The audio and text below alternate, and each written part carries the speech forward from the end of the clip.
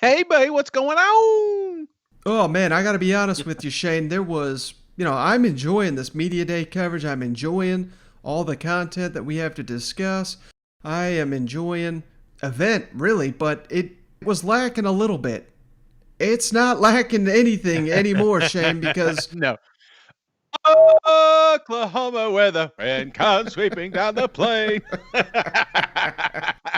oh boy, they dropped a bomb on us. It was Brent Zerneman of the Houston Chronicle first broke the news that Oklahoma and Texas want into the SEC. Let's kick it over to Brent just real quick. He breaks it down. He was on the Paul Feinbaum show. Talk about what you know at this point in time. Texas and Oklahoma have reached out to the SEC to make it a 16-team conference, and the insider who clued me into this said that there could be an announcement even in the next few weeks that they could join the conference. And boy, man, this is going to change the SEC as we know it if it happens. And it's my understanding that of the 14 teams in the league, they only need 11 to say yes to expansion. So, I'll throw it to you. What do you think about this Texas-Oklahoma? Would you be in favor of it? Would you be against it? What are your thoughts? Mike, I mean, I don't know. I as a Tennessee fan at the bottom of this conference already, it's like, because I've already seen some projections like if this happens, they're probably going to be in the West. We're looking at adding Alabama and Auburn to the East. And it's just like, golly, am I ready for that? But, I've been preaching that this thing is eventually going to go to probably 4 conferences, 16 teams. That's the future of college football. And if you're going to do it, why not bring 2 of the best teams outside of your division in? I think it's going to make for better product. I know a lot of people are going to say, well, you'll never get in the college football. I'm telling you, man, if they come over, you're going to have 2 lost teams getting in the playoffs. They're already gearing for that. They're expanding the playoffs as we speak. So don't worry about that. You're going to have 2 lost teams getting in, but it's going to make for some dynamic and exciting football, So I thought maybe we would add maybe an Oklahoma Clemson, but getting both Texas and Oklahoma doesn't surprise me, especially now that Disney's involved. Mm-hmm. Well, here's my thoughts on it, Shane. I think that if this does happen, and again, there's, it's no guarantee at this point, but if it happens, I don't think there's going to be divisions anymore. Because 16, I think, is just too unmanageable unless they do like what they did last year where it's SEC only schedule, and that is very unlikely to happen because you got so many great rivalry games like Florida State and South Carolina Clemson and Louisville and Kentucky and on and on and on. They're not going to do away with those games. So I have no idea how they're going to do it, but I think we'll be done with East and West. I really do. You think it'll be like a full rotation? Let's just hypothetical, it's 16 teams. You thinking they're just going to rotate this thing? I think they'd have to. Yeah. And I think that's the only way to pull it off with a league that big. And I also think, now here's a big one. I think that the NCAA, as we know it, with all the changes, I think it's going away. And I think this is the SEC, and I think this is Texas and Oklahoma knowing that's going to happen, and they're basically getting their ducks in a row and saying, if the NCAA, kind of dissolves, we are going to make sure that, imagine the Pac-12 or something, if they gobbled up Texas and Oklahoma, all of a sudden they're a lot more relevant.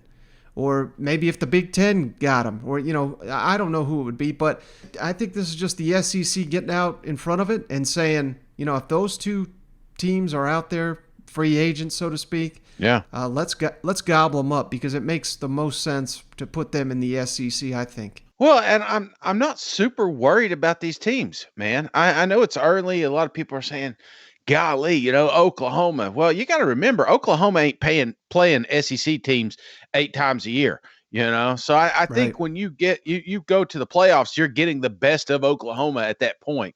I'm not saying that their conference is garbage, but there's a reason that we're talking about rumors of them leaving it. So I don't know. I mean, it's easy like I said, as a Tennessee fan to sit back and say, "Oh God, here we go again." It's getting harder. 98 is getting further away. But I tell you, college football is so crazy and so wild. It's a cycle, and if these teams get over here, I mean, here we're talking about Texas A&M potentially competing for an SEC championship this year. We weren't saying that when they first got into this conference. So there's no telling what this is going to look like, how this plays out. But, we all know in the back of our minds it's coming. So if it's me, I want two of the best teams to enter this conference. I don't want them going to the Big Ten or something like that and strengthening their ship. I want to maintain our dominance. We got to have the best teams in the league. So why not? Come on, bring it, baby. I'm ready to. I think it's going to make for great football. Yeah, and I love the point you made. Hell, every time one of these playoff Oklahoma squads faces the SEC, they lose anyway. So maybe they're not all they're cracked up to be. You know what? Exactly. Aren't you tired of that? I mean, it's all these teams out there, Notre Dame's and Clemson's and stuff that are sitting out there. Because here's what you're going to see, Mike. You're going to see once this happens, you're going to see the other conferences trying to strengthen themselves and start recruiting some of these teams in. And you're not going to have these one-offs. You're not going to have these Clemson programs sitting out there that's played absolutely nobody and then get smashed in the college football playoffs. You're not going to have that anymore. So I think it kind of filters all the bullshit. Yeah, and to go along with what you just said, now he may just be trolling, but the new Pac-12 commissioner, if anybody saw it, he put out an interesting tweet. He just said, "Man, one of my first days here, it got very, very interesting." So the insinuation there is, not Texas and Oklahoma, but probably the other teams in that league, probably giving him a call saying, "Hey, if the Big 12 disbands or whatever, can we get in with the Pac-12?" So, who knows the dominoes that could occur from all this. Let me ask you something, Mike. I joked earlier about Disney getting involved. Well, there is a massive, massive media deal on the books right now that, when exactly is this transpired? I believe, I don't have it in front of me. I think it's 2025. Which is the same time, coincidentally, that Texas and Oklahoma can get out of their Big 12 TV contract. So it kind of all lines up. I'm not saying I got a tinfoil hat on, Mike, but this may be already in the works and we didn't know it. And now somebody, somebody left their email open and and they're like, well, hell, let's try to get ahead of this thing. So I don't know. I just think there's too many moving pieces that just coincidentally talking a minute about conspiracies. I just think that too many things are matching up here. Well, hey, before we get into the football content, I did want to share these little quick clips here. Jimbo reacting to the news, because the news literally broke as he's going up to the podium. So you knew he was going to get asked about it. And then Ross Bjork, the AD down there at Texas A&M, he was also down there, jumped on the Paul Feinbaum show. Their reactions were pretty classic. I don't know if you've heard this, but there's a report in the Houston Chronicle that Texas and Oklahoma are inquiring about joining the SEC. I bet they would. What would you think about something like that? I don't know. I'm just worried about A&M. You know what I mean? Listen, we got the greatest league in ball, so I mean, that's the choices they make or what they do. I don't know, but I don't know how I feel about it. I'm just worried about A&M. I'll control what I want to control here. Coach, let's talk about what is expected, regardless of who comes in the league in a couple of years. I'll say this, though. Be careful what you ask for when you jump in this league. Yeah. Ross Bjork is here as well, the athletic director. Ross, thanks for being here. And tell us what you know about this and what you think. Yeah.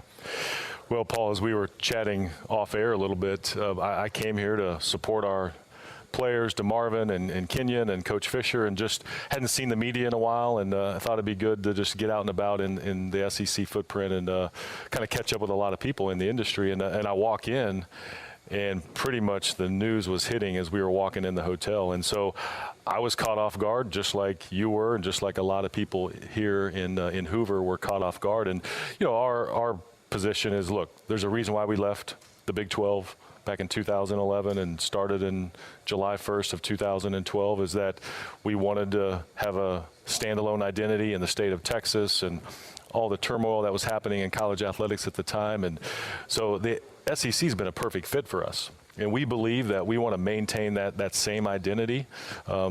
Perhaps there's a reason why Texas and Oklahoma are looking around, if that's the case.